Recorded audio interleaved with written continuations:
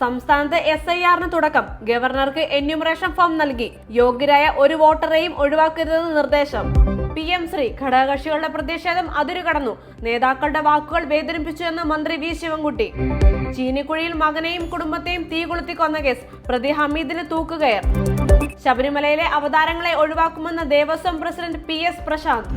കേരളം വിടരുതെന്ന ഉപാധി ഒഴിവാക്കി. വേടന്റെ ജാമ്യ വ്യവസ്ഥയിൽ ഇളവ്.